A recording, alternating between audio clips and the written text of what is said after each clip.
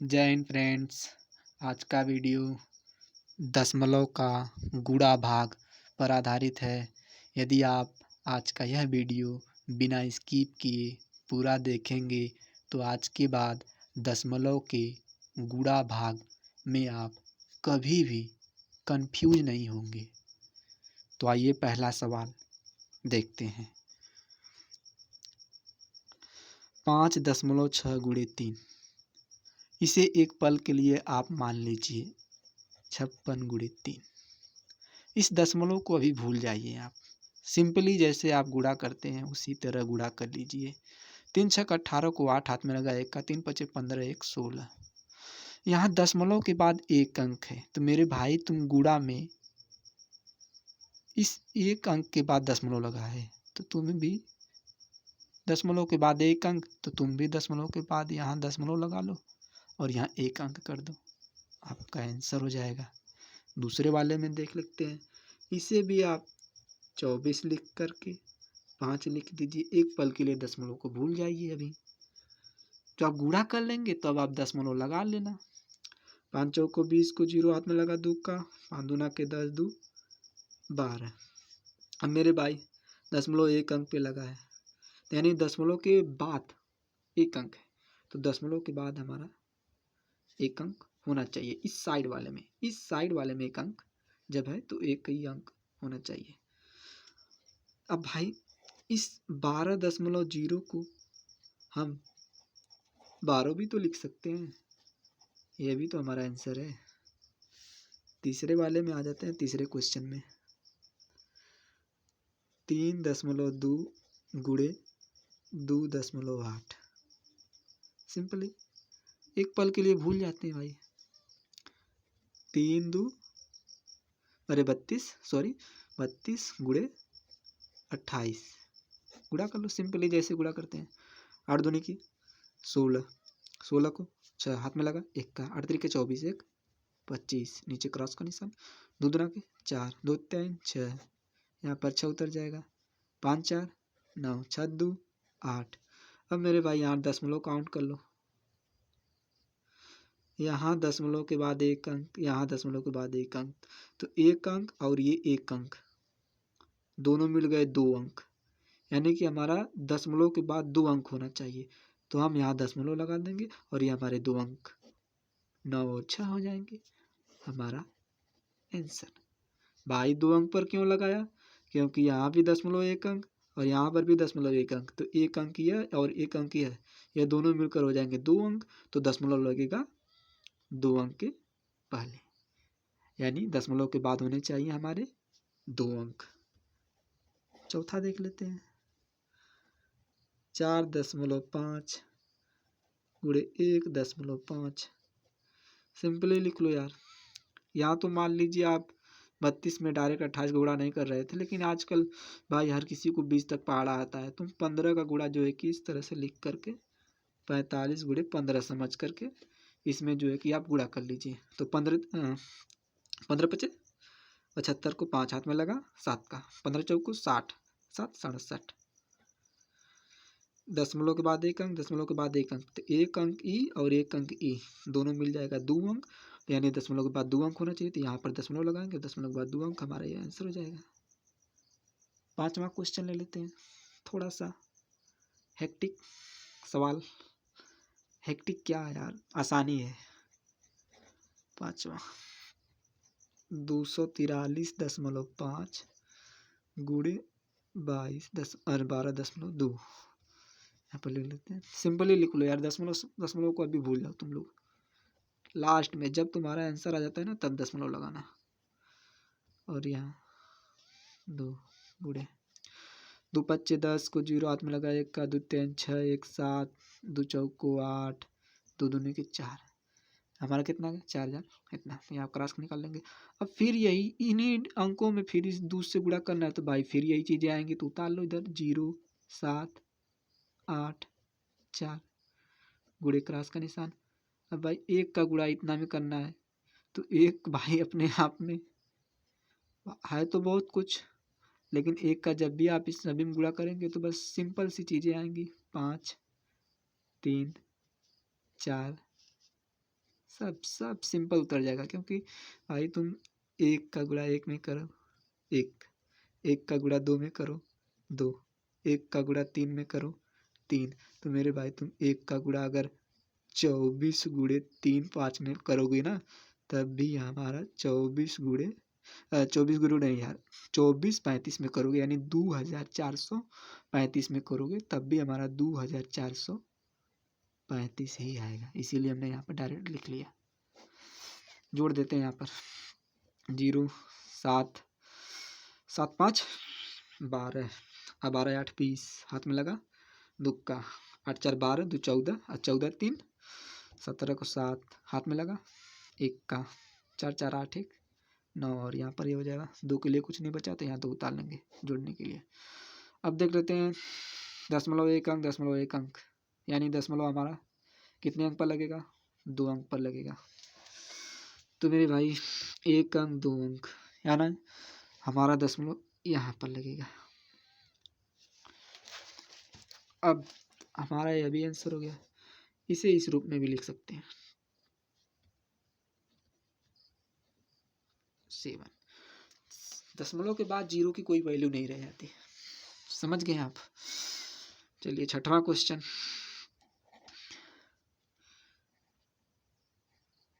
3.25 गुणे 1.21 गुणे 2.1। सिंपली पहले इन दोनों को देख लेते हैं, तब इसके बाद इसको गुणा कर देंगे। सिंपल उतार लेंगे, दशमलव के चक्कर में नहीं पड़ना अभी।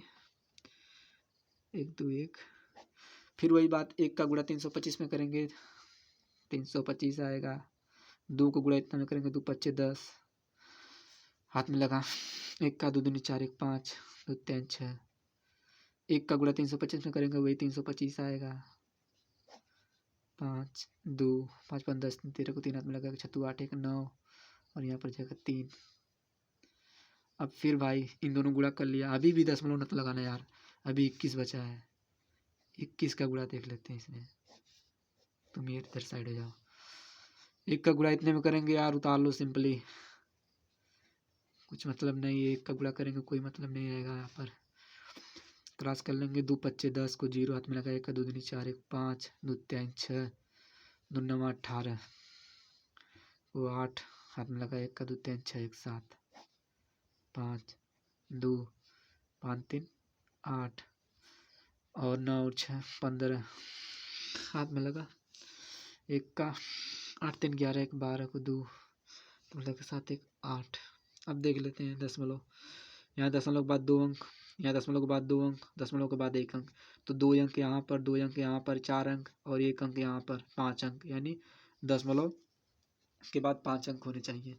तो 1 2 3 4 5 यहाँ पर लगा लेंगे दशमलव, और दशमलव के बाद 5 अंक हमारे हो गए, और ये हमारा आंसर हो जाएगा। समझ गए। तो भाई यह तो था दशमलव का गुणा। अब दशमलव का भाग देख लेते हैं, बहुत ही सिंपल है यार। यह तो था दशमलव का गुणा, दशमलव का भाग देख लेते हैं। पहला ले लेते हैं भाग, 1.6 भागे 2। सिंपली इसे सॉल्व कर लेते हैं। आप इसे इस तरह लगा लीजिए, सबसे अच्छा रहता है। 1.6 बट्टे 2, भाग को यार इस तरह से लिख सकते हैं, बट्टे इस रूप में, तो सभी को पता होता है, बेसिक चीज़ें बहुत ही हैं। अब यार दशमलव के बाद जो एक विषय दशमलव को हमें गायब करना है ना, तो हमें यहाँ पर 10 लेना पड़ेगा।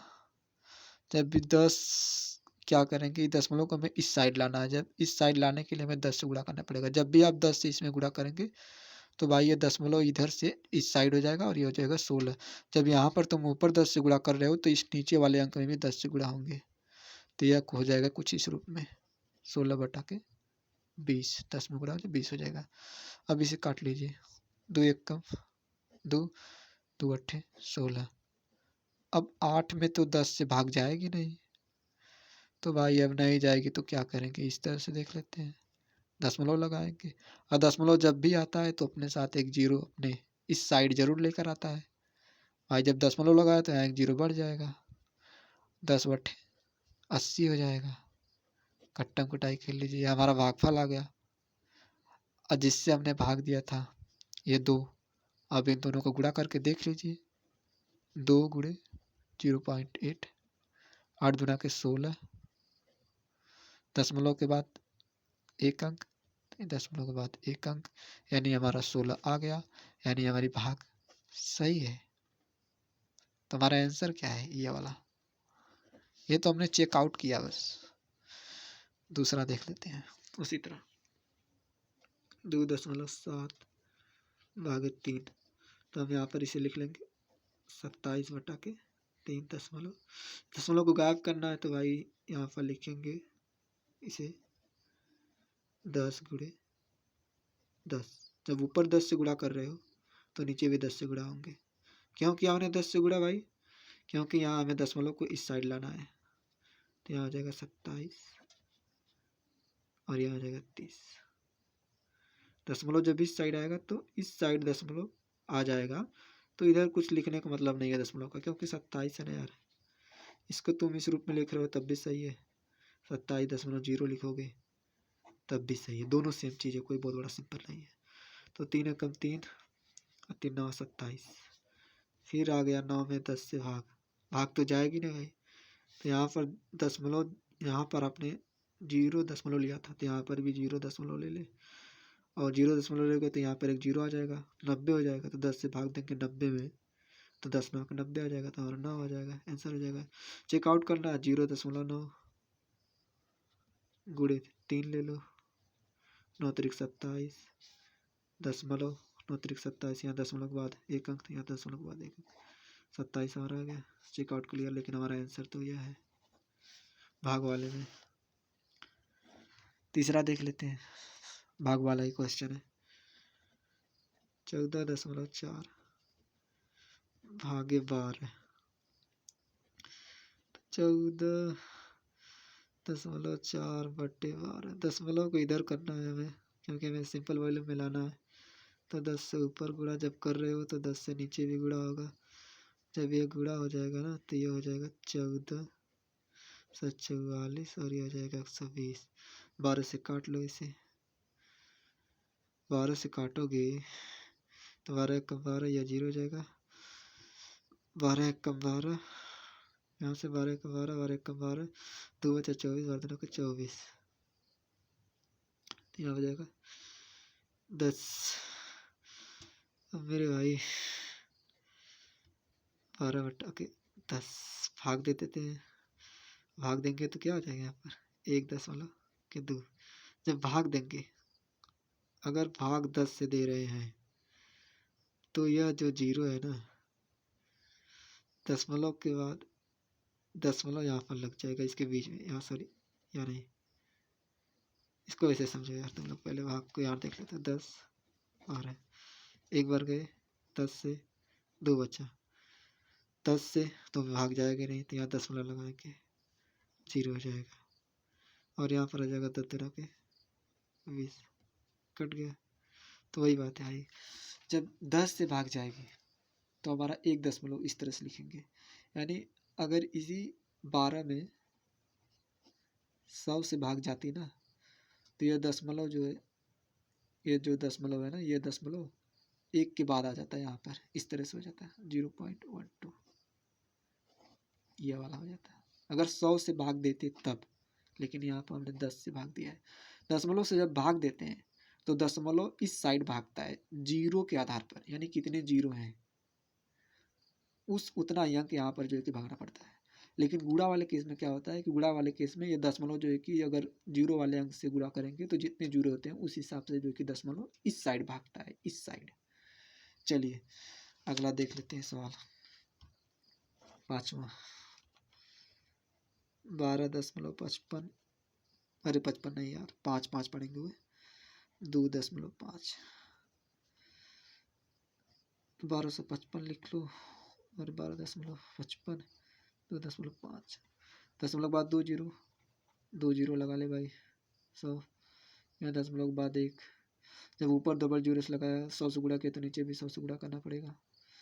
गुणा करेंगे तो ये हो जाएगा 1255, और ये हो जाएगा 250 डबल जीरो, तो यहाँ दशमलव जो है कि इधर जब गुणा करेंगे डबल जीरो में तो ये दशमलव भाग करके यहाँ पर आ जाएगा। तो इस 250.0 को हम ये जो 1255 है इसे लिख देंगे 250 इस तरह से। अब 5 से काट लेंगे, दशमलव के बाद जीरो लिखो चाहे ना लिखो, उससे कोई मतलब नहीं है। 5 से काट लो यार, 5 दूना के 10, 2 गया 25, 50 25, 5 एकम 5, 50 25,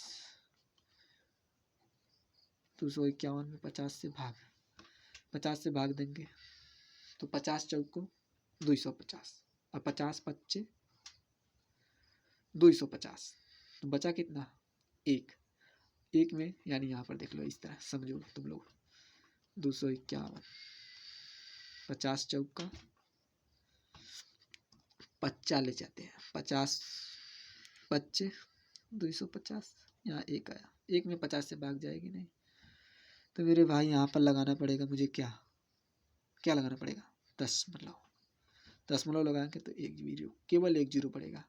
अब भी 10 में भाग नहीं जाएगी 50 से, अब मेरे को एक जीरो यहाँ पर बनाना पड़ेगा, तो यहाँ पर हो जाएगा 0 10, तो यहाँ पर 50 गुना के 100, ये हमारा कट जाएगा। तो हमारा आंसर कितना है? 5.02, 5.02 हमारा आंसर हो गया। समझे भाई?